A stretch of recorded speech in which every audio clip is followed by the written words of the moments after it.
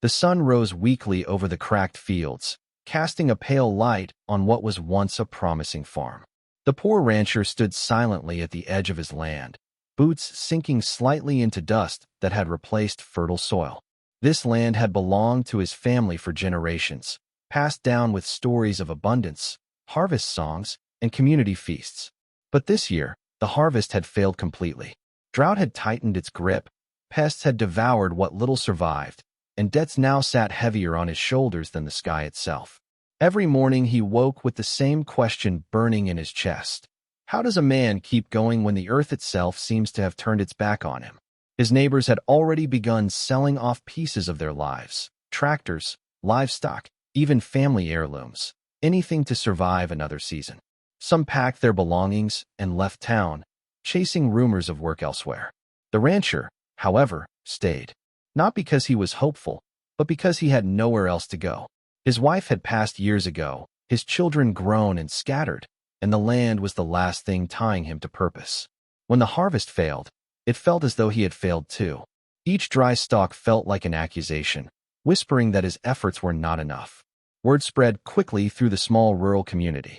Sympathy came first, then silence. People avoided his eyes, not out of cruelty, but because his struggle mirrored their own fears. Everyone knew that one bad season could destroy them all.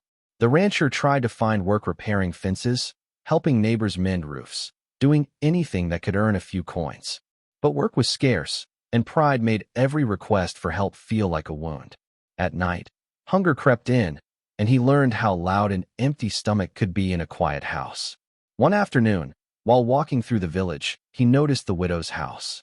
It stood modest but well kept, surrounded by a small patch of green that seemed almost miraculous.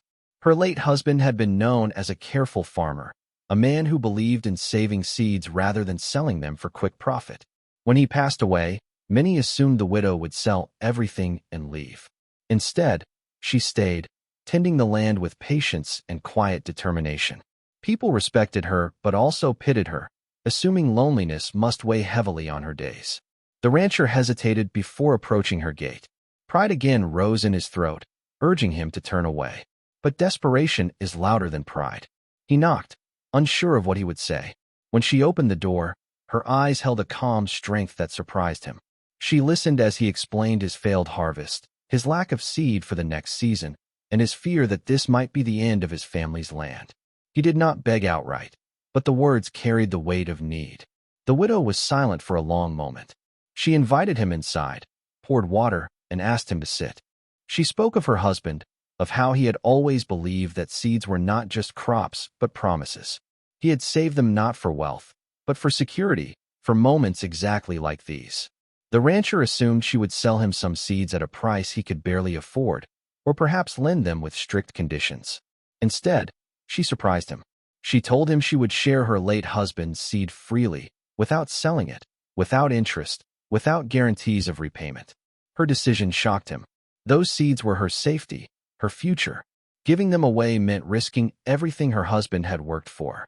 When he protested, she simply smiled and said that seeds grow best when shared, not hoarded. She believed that her husband would have wanted the land to live, even if it was not solely hers. The rancher left her house carrying a small sack of seeds, hands trembling, heart heavier with gratitude than he had felt in years. Planting season arrived quietly. The rancher prepared his fields with care he had not known before. Every seed he placed into the soil felt sacred, as if it carried not just grain but trust.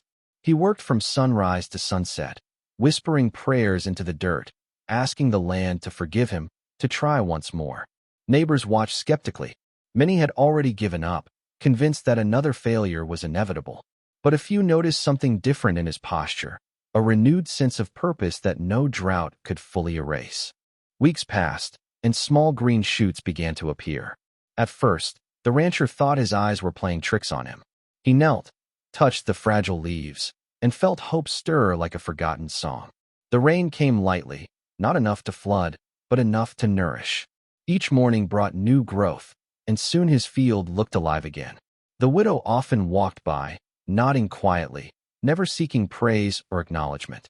Her satisfaction came from watching life return to land that had nearly been abandoned. As the season continued, the rancher's crops grew stronger than anyone expected. Word spread quickly, and people began visiting his field, amazed at the contrast between his land and the surrounding dry plots. Some whispered that it was luck, others that it was hard work, but a few understood that it was generosity that had made the difference. The rancher never hid the truth. He told anyone who asked about the widow and the seeds she had shared. He made sure her kindness was known, not as gossip, but as a reminder of what community truly meant. Harvest time arrived, and this time the fields were full. The rancher worked tirelessly, collecting grain with tears streaming down his face. It was not just food, it was redemption. He paid off small debts, repaired his home, and most importantly, saved seeds of his own. He set aside the best portion, remembering the widow's words about promises. When he brought a portion of the harvest to her, she accepted it not as repayment, but as a symbol of shared survival. The community changed subtly after that season. People began helping each other more openly, sharing tools, labor, and knowledge. The widow's act became a quiet legend, told not with exaggeration, but with respect. Children learned that wealth was not measured only in money, but in the willingness to give when it mattered most. The rancher often reflected on how close he had come to losing everything, and how one act of kindness had altered the course of his life. Years later, the land continued to flourish.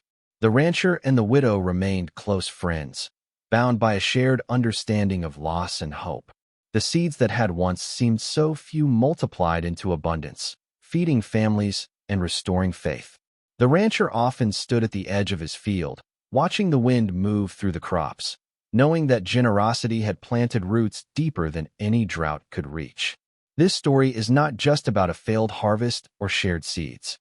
It is about the power of compassion in moments of despair, about how one selfless choice can ripple through lives and generations. If this story moved you, inspired you, or reminded you of the strength found in kindness, take a moment to support the channel. Subscribe, share, and become part of a community that believes stories like these deserve to be told, because sometimes hope begins with a single seed shared at the right moment.